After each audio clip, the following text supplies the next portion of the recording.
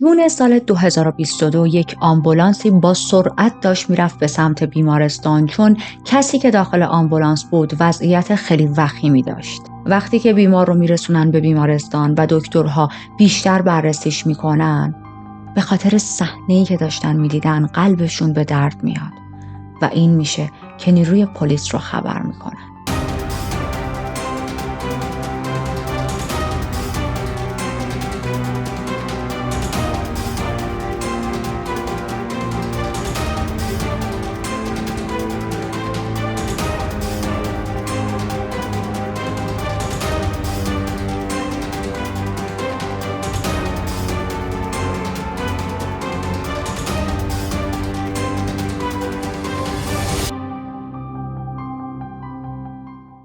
وقتتون بخیر. من ریتا هستم و توی این چنل پرونده های جنایی رو براتون بررسی میکنم. پس اگر محتوای جنایی رو دوست دارید میتونید همین الان دکمه سابسکرایب رو از زیر همین ویدیو بزنید.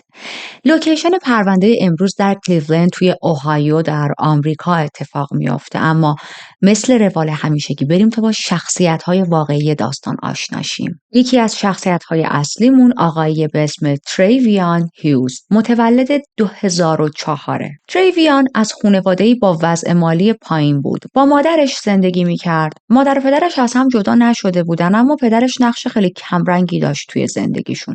پدرش به شدت درگیر اعتیاد و خلاف‌های کوچیک و بزرگ بود. برای همین تمام مدت یا دنبال مواد بود یا دستگیر شده بود و زندان بود. تریویان رسما خاطرات زیادی از پدرش به یاد نداره، اینقدر که پدرش رو خیلی کم دیده بود توی زندگیش. گفتیم وضع مالیشون اصلا خوب نبود دیگه. مادرش به سختی بچه‌ها رو بزرگ میکرد. با اینکه چند تا جای مختلف مشغول به کار بود، اما همیشه سر ابتدایی ترین چیزها از نظر مالی به مشکل میخوردن. خیلی وقتها سر تهیه غذا مشکل داشتن یا حتی مجبور بودن خیلی اوقات از خیریه ها لباس تهیه کنن. کم تو زندگی تریویان پیش می اومد که به یاد داشته باشه با مادرش تونسته باشه بره به یک مغازه و لباسی نو تهیه کنه. گفتیم مادرش چند جای مختلف کار میکرد. بله درسته، اما هر چقدر که تلاش میکرد باز هم نمیتونست رفاه و امنیت مالی بچه ها رو به تنهایی تأمین کنه. تریویان توی مدرسه هم دانش آموز خوبی نبود. خیلی بد رفتار بود و چندین بار مادرش رو خواسته بودن تا بیاد مدرسه. انقدر این دعوا کردنهاش با همکلاسیاش زیاد میشه که در نهایت تصمیم میگیره درس رو رها کنه و ادامه نده. از طرفی اصلاً علاقه نداشت به محیط مدرسه و درس و از طرف دیگه هم میگه من به جای مدرسه رفتن میتونم برم کار کنم، اینجوری هم پول در میارم، همین که شاید بتونم کمک خرج مادرم باشم. میره توی چند تا از رستوران‌های محلی مشغول به کار میشه، اما مدام با صاحب کارهاش به مشکل میخورد و در انتهای این به مشکل خوردن مجبور بود که کارش رو رها کنه، کارش رو از دست میداد. میدونید یه حالتی بود انگار که تریویان نمیتونست به صورت ثابت یک جا وایسه. حالا چه به صورت ثابت وایسه درس بخونه، چه به صورت ثابت یه جا وایسه کار کنه. دوست داشت همش تغییر توی زندگیش به وجود بیاره. یک مقدار زندگیشو بزنیم جلو و برسیم به سال 2021. الان مدتی تریویان با یک دختری آشنا شده به نام آسیونا مکوین. آسیونا فهمیده که بارداره و قرار هر دو به زودی صاحب بچه بشن. اما حالا آیا توی رابطه خوبی هم بودن با هم دیگه؟ آیا قابلیت مادر و پدر شدن رو داشتن؟ خیر. آسیونا و تریویان یک سره با هم دعوا می‌کردن و مشکلات ریز و درشت زیادی بینشون بود. مشکلات حل نشده زیادی بینشون باقی مونده بود که انگار تصمیم هم نداشتن این مسائل رو حل کنن. من بسیار تحقیق کردم اما متوجه نشدم که این مشکلات کوچیک و ریزیه که بین تمام زوجها دیده میشه، مخصوصا زوجهایی که مشکلات مالی دارن و طبیعتا وقتی که شما مشکل مالی داشته باشی بگو مگو و جر و بحث و فشار روانی رود بیشتره، یا اینکه نه مشکلات حادتر و بزرگتری توی زندگیشون بود. این موضوع مشخص شده نیست، اما اون چیزی که ما میدونیم، اون چیزی که همیشه اطرافیان و همسایه ها شاهدش بودن، دعوای مدام و مکرر این زوج با هم دیگه بود. آسیونا هم در حال کار کردن توی چند تا جای مختلف بود، شیفت های زیادی رو وای میساد، ساعت های کاریش رو زیاد کرده بود، خیلی وقتها اضافه کاری وای میساد به امید اینکه بتونه چند دلار اضافه تر در بیاره تا بلکه یکم هزینه های زندگیشون رو تأمین کنن. تریویان مردی بود که خیلی زود از کوره در میرفت، مشکل خشم داشت و هر چیزی میتونست به شدت عصبانیش کنه. حالا با وجود تمام این مشکلات، این زوج تصمیم میگیرن که بچه رو نگه دارن. بچه‌ای که حتی برای به دنیا اومدن هم کلی هزینه داره و این زوج از پس هزینه‌های بیمارستان هم بر نمیان. پس تریویان شروع میکنه از اطرافیانش پول قرض کردن. قرض‌هایی که اصلاً نمیدونستن چجوری میخوان پرداخت کنن، چجوری میخوان این پولا رو برگردونن، ولی خب چاره‌ای هم نداشتن چون هیچ پولی نداشتن برای به دنیا آوردن فرزند جدیدشون. یک چیز دیگر رو هم میخوام در نظر داشته باشید. تریویان الان 18 سال است و زندگی که ما داریم ازش میبینیم مثل یک جوون 18 ساله نیست. در حالی که واقعا سنی نداره، خیلی زود درگیر مشکلات بزرگ توی زندگیش شده. خب وقتی ما از یک جوون 18 ساله صحبت میکنیم، چه خانم چه آقا، چیزی که توی ذهنمون میاد اینه که یه آدمیه که داره رفیق بازیشو میکنه، حالا تازه وارد دنیای کار شاید بخواد بشه، شاید نه، شاید بخواد درسشو ادامه بده.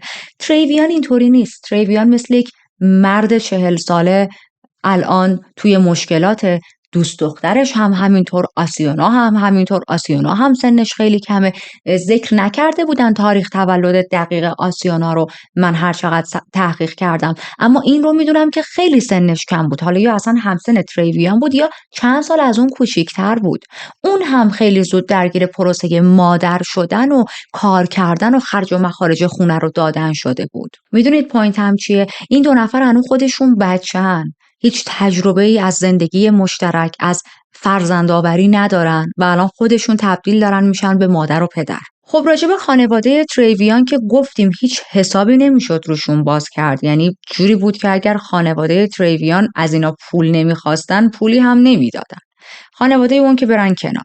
خانواده آسیونا یکم بهتر از تریویان بودن. کم و بیش از نظر مالی آسیونا رو ساپورت میکردن، از نظر فیزیکی و منتالی هم تلاش میکردن که همیشه کنار دخترشون باشن، مخصوصا الان که بارداره. بالاخره روز زایمان آسیونا میرسه و منتقلش میکنن به بیمارستان. بچه رو به دنیا میاره، یک پسر بود و اسمش رو میذارن جونیور. جونیور یک نوزاد بسیار لاغر و کوچیک بود. برای همین به مدت چند هفته توی بیمارستان نگهش می‌دارن تا تحت مراقبت‌های ویژه باشه. بعد از اینکه از بیمارستان مرخص میشن، آسیونا به سرعت برمیگرده سراغ کار کردن، چون میترسید اگر نره سر کار، کارش رو ازش بگیرن، کارش رو از دست بده و خب بدن به یک نیروی دیگه. آسیونا هم واقعا به پول نیاز داشت که باز اینجا هم به نظر من خیلی سخته. شما فقط چند روزه از زایمانتون گذشته و حالا باید بودو برید سر کار، از ترس اینکه نکنه کارتون رو بدن به یکی دیگه، چون تا خرخره زیر مشکلات مالی هستید. این رو هم فراموش نکنیم توی این نقطه از زندگیشون تریویان هیچ شغل و درآمد درست حسابی نداره و عملاً زندگیشون بر اساس شغل‌هایی که آسیونا داره در حال جلو رفتنه. تریویان گفتیم سر هر کاری میرفت نمیتونست دووم بیاره، یا رفتارهای بد از خودش نشون میداد، یا عصبانی میشد، یا دل به کار نمیداد، یا خودش میدید که بعد از چند وقت نه من خیلی با این کار حال نمیکنم و میماد اون کار بیرون. فارغ از این که نگاه کنه ببینه که ای بابا من الان توی شرایطی تو زندگیم نیستم که بتونم از نظر مالی کارم رو انتخاب کنم. هر چیزی که به من درآمد بده باید قبولش کنم.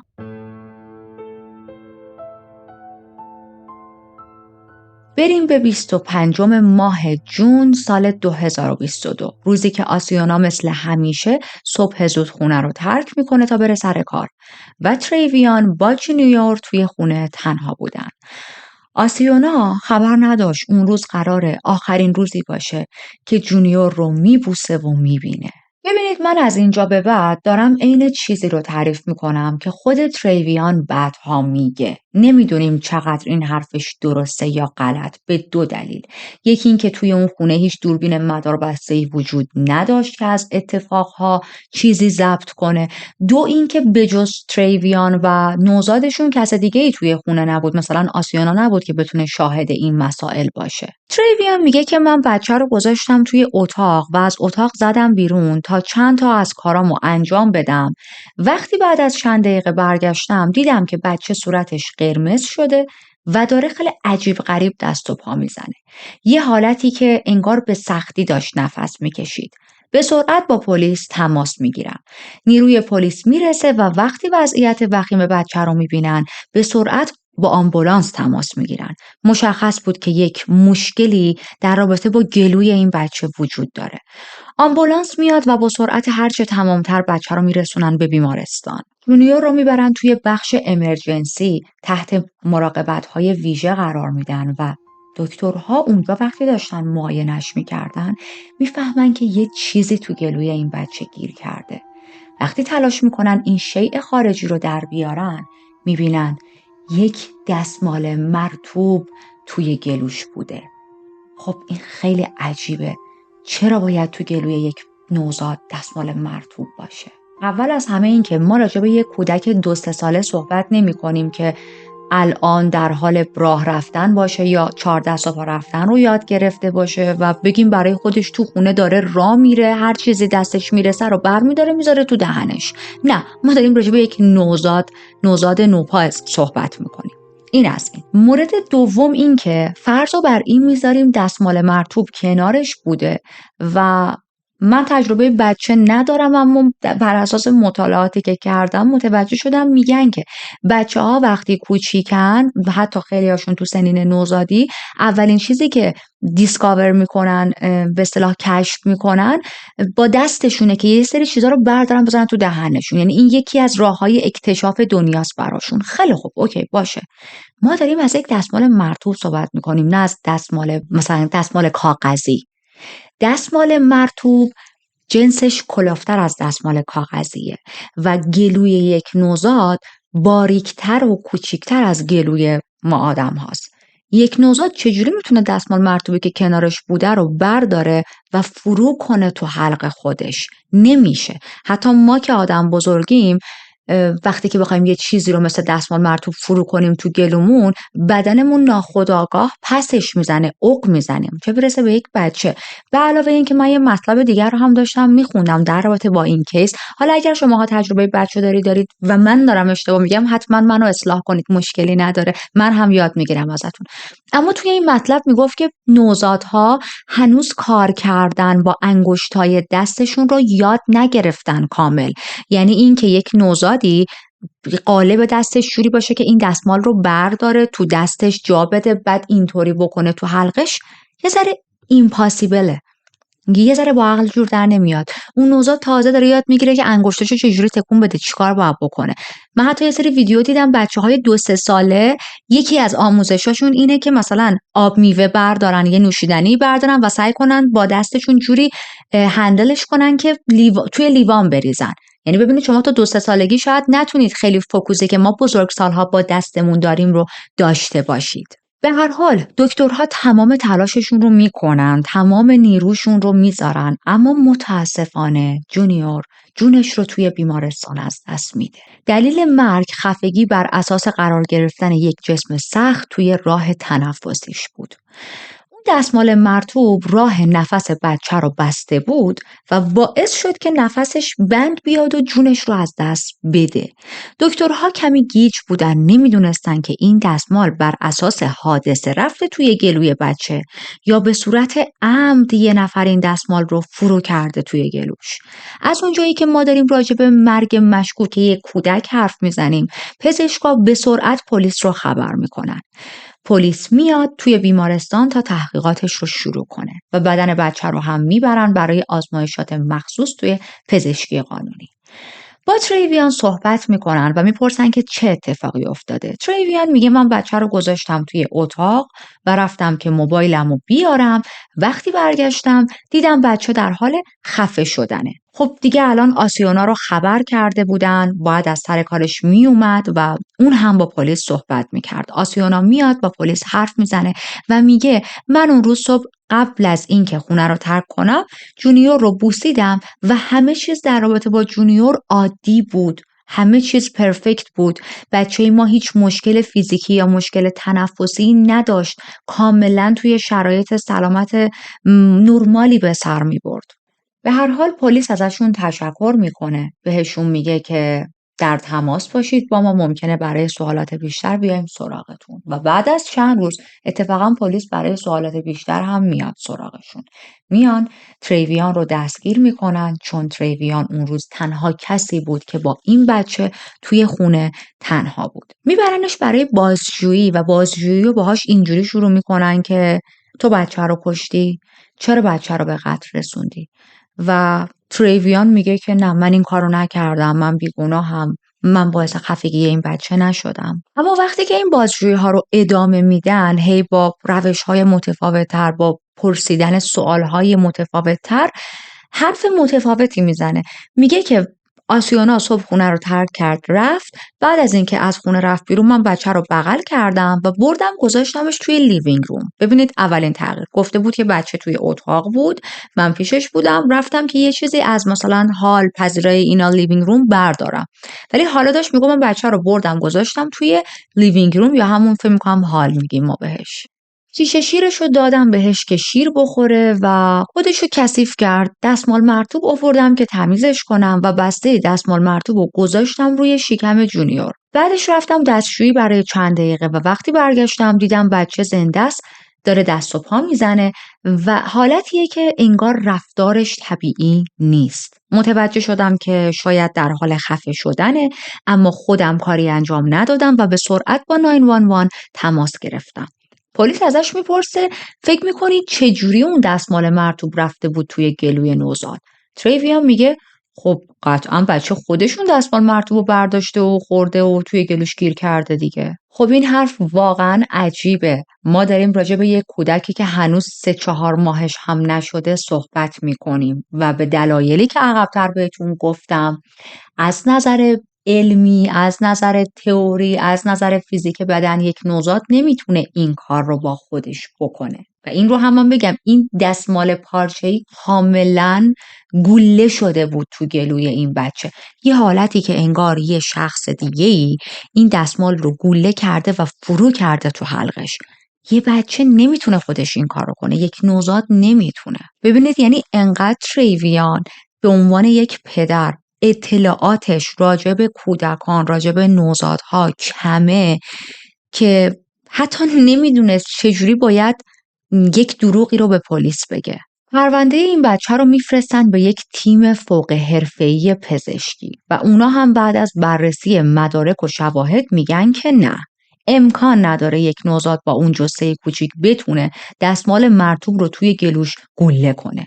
دکتر میگه قطعاً یکی دستمال رو گوله کرده و فرو کرده توی حلقه این بچه. الان دیگه تریویان متهم به قتل عمد و کودک آزاری.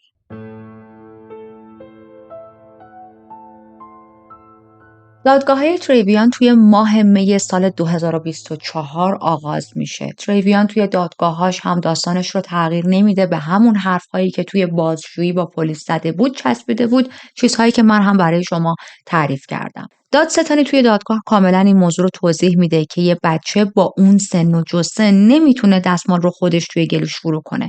اما چیزی که توی دادگاه‌های تریویان برای من غیر قابل درک بود، دفاع آسیونا از تریویان بود.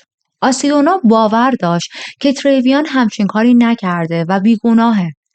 یه پزشکی میاد و اون هم همین توضیحات رو میده. عکس‌های این نوزاد رو توی دادگاه میذاره و رو به هیئت منصفه میگه به دستای کوچولوی این پسر نگاه کنید. به نظر شما این نوزاد با این دستای کوچیک میتونه دستمال پارچه‌ای لوله کنه و فرو کنه توی حلق خودش؟ اونم اینقدر عمیق؟ اما تریویان توی دادگاه‌ها شاکی هم بود. میگفت که اگر آمبولانس زود میرسید، بچه من امروز زنده بود. آمبولانس دیر رسید، تیم پزشکی خوب عمل نکردن و در نهایت بچه من مرده و حالا شماها دارید تقصیر رو گردن من میندازید. اما حالا نظریه دادستانی چی بود؟ داستانی که دادستانی اینجا تعریف میکنه، میگم نظریه از فکت نیست. میگه که تریویان این اواخر به خاطر زندگی و مشکلات خیلی زیادی که سرشون ریخته بود، مثل تازه بچه دار شدن، مشکلات مالی، نداشتن شغل درست و حسابی و هزار تا چیز دیگه، بدهکار بودن به آدم‌ها، خیلی تحت فشار و استرس زیادی بود. توی یکی از همین روزهایی که با بچه تنها میمونه، همون روز حادثه، این بچه مثل هر نوزاد دیگه‌ای که بابت هر نیازی شروع میکنه به گریه کردن، شروع میکنه گریه کردن و تریویان حالتی بود که انگار اصلا اعصاب شنیدن گریه های این بچه رو نداشت. تلاش میکنه هر کاری که از دستش برمیاد انجام میده، به شیشه شیر میده، براش مثلا سعی میکنه لالایی بخونه، اما این بچه آروم نمیشه و انقدر اعصابش خورد میشه که در نهایت دستمال مرطوبی که اونجا بوده رو برمیداره و فرو میکنه تو دهن و حلق این بچه به امید اینکه این بچه ساکت شه.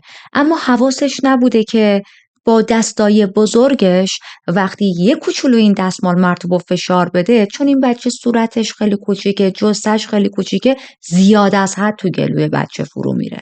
دستمال زیاد فرو میره، نمیتونه دستمالو در بیاره و اونجا میبینه که بچه داره دست و پا میزنه، میترسه، با 911 تماس میگیره. خواهر و برادرهای تریویان و آسیانا توی دادگاه شهادت میدن که جونیور با اینکه سنش خیلی کم بود اما به اون سنی رسیده بود که اشیا رو برداره و بذاره توی دهنش، ولی مجدد پزشکایی که اومده بودن توی دادگاه میگن فرو رفتن دستمال اونقدر گوله توی حلق با خوردن یک شی و گیر کردن توی گلو خیلی فرق داره.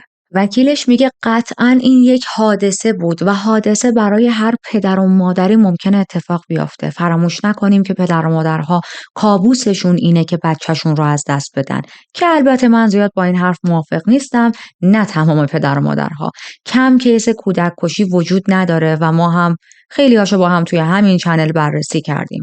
خیلی از مادر و پدرهایی که خوشحال هم بودن از اینکه دارن جون کودکاشون رو میگیرن. anyway، در ادامه وکیلش میگه تریویان یک پدر بسیار جوونه که هنوز در حال یادگیری مسائله و طبیعیه که اشتباه کنه. تریویان فقط 18 سالش بود وقتی صاحب بچه میشه.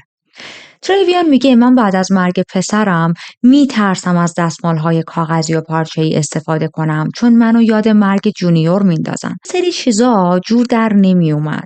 مثلا تریویان توی صحبت‌هاش با کاراگاه‌ها گفته بود که من فقط 2-3 ثانیه بچه رو تنها گذاشتم و رفتم گوشیمو آوردم، بعد دیدم بچه داره خفه میشه. بعد دوباره یه جای دیگه گفته بود که بعدش رفتم دستشویی و چند دقیقه دستشویی بودم، وقتی برگشتم دیدم جونیور داره خفه میشه. حتی یه جای دیگه میگه بین 10 الی 20 دقیقه بچه رو تنها گذاشتم و وقتی برگشتم دیدم داره خفه میشه. ما همیشه توی این کانال چی میگیم به هم دیگه؟ میگیم عوض کردن داستان توی پرونده های جنایی نشونه خوبی نیست، بوی دروغ میده.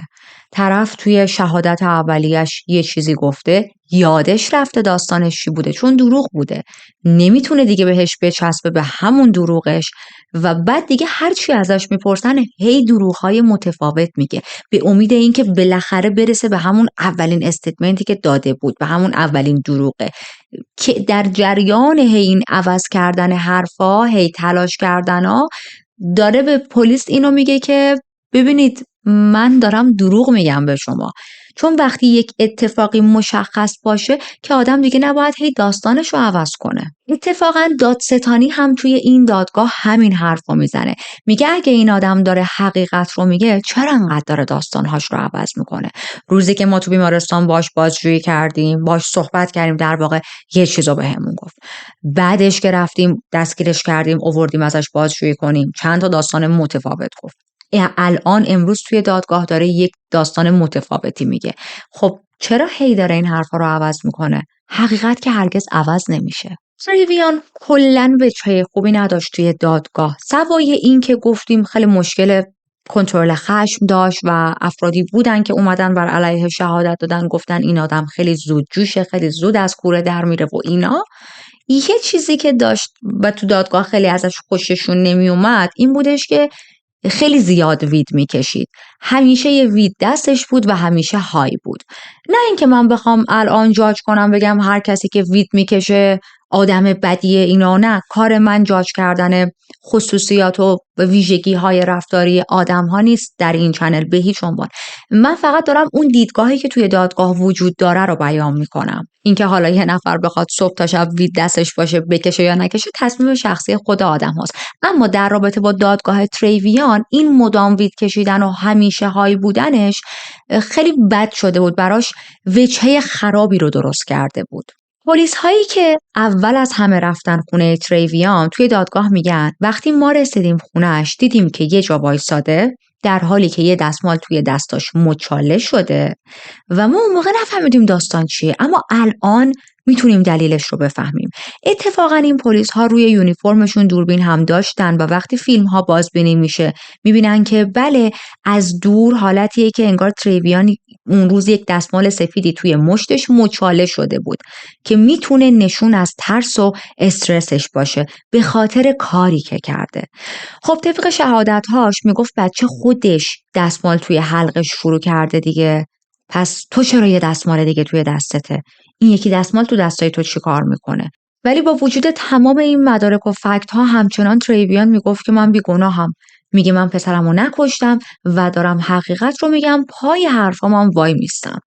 پدر آسیونا توی دادگاه ها میگه عمیقاً ناراحتم از اتفاقی که برای نوم افتاده. من مطمئنم که تریویان نوزاد رو به قتل رسونده و من دیگه نمیتونم نوم رو کنارم داشته باشم. نمیتونم باش بازی کنم، ببرمش پارک، چون پدرش شونش رو گرفته. میدونید پدر بزرگش یک عالمه برای خودش خیال پردازی کرده بود که وقتی این بچه ذره بزرگتر شه، از حالا سنین نوزادی در بیاد، من هر روز برم دنبالش، ببرمش این ور و بر. تفکراتی که مادر بزرگ پدر بزرگ ها برای نوه هاشون دارن و میگفت همه اینا از من گرفته شده چون پدرش شونش رو گرفته.